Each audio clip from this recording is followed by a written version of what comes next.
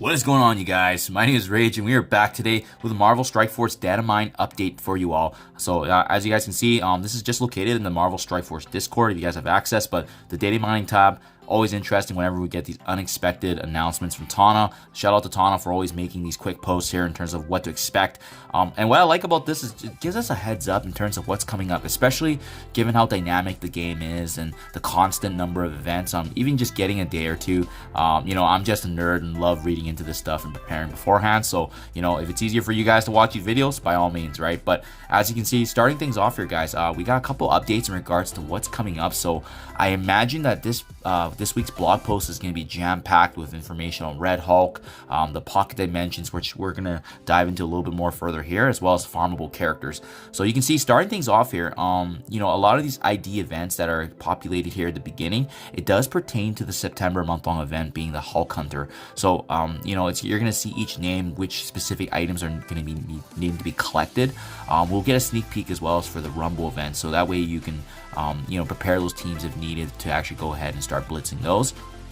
So I'll start scrolling down here, guys, because this is a lot of just coding information here. But you can see here we get another sneak peek of one of the events, the Blitz Battles involving hand. So if you don't have them built up, having them at 5 stars or 7 is going to allow you to get those points. But generally, we have a couple of days to actually do that quick Rumble Blitz. So I don't find it too tricky if you guys have the characters involved, especially if you're in the end game. If you're in the mid game, just try to blitz a little bit more in terms of getting those points, because they are going to add to the month-long event, which is absolutely crucial to maximize.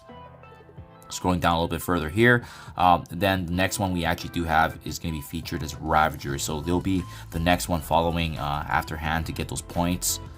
And then I do believe there's one more here. Yeah, we got Weapon X, and then as well as Shield. So those are the 4 sequentially that's going to be involved if you have those 4 different teams. And then what's really notable, guys, in this update is Dr. Voodoo actually joining Mystic 1-6 in the campaign. So this is really huge, guys. He's going to be a great character to access early on in the game.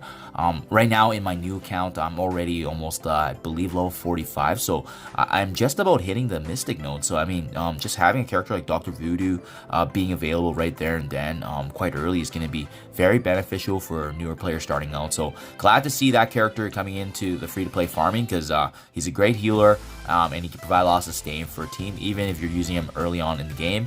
And although his team is a war meta, Dr. Voodoo, the character himself, is very solid. His kit is great. We also see a slight update here in regards to Hand Sentry being available in the arena store for 250.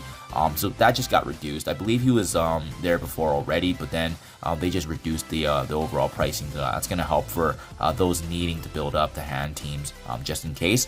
And then as well, guys, another big one too. Officially Echo actually joining the War Store.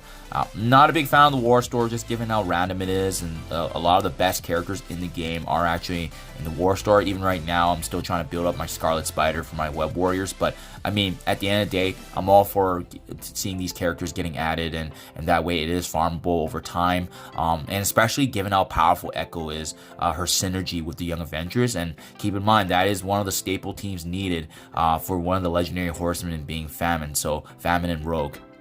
So a huge addition there, in my opinion, just because she's been unfarmable for the longest time. I'm still waiting for that milestone update, though. I need to see some milestone 3 orbs getting changed, as well as the premium orbs, Deathpool, Castro, as well as Emma Frost and Symbiote Spider-Man.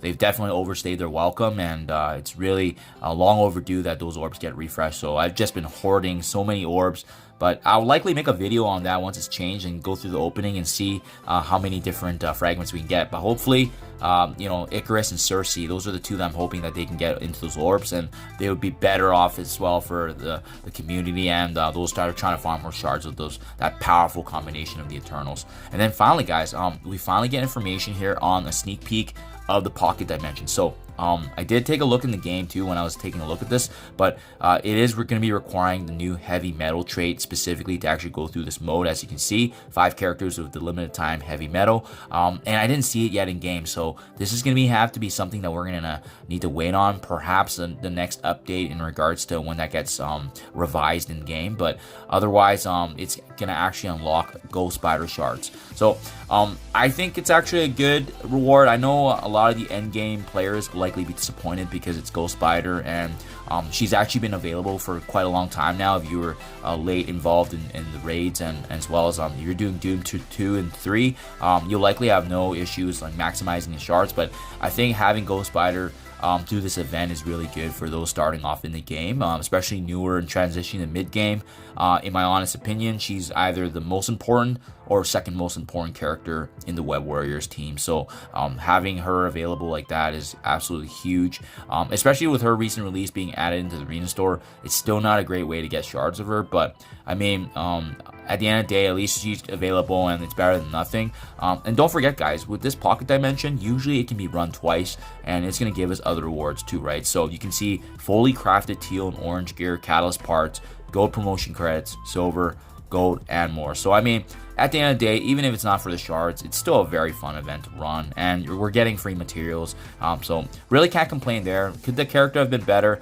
100%. It could have been a character that's not in the game and officially farmable, but I still think this opens the doors for those that are in the mid game to actually be able to build towards their Web Warriors team, especially with that Web Warriors team being the meta. So there you guys have it.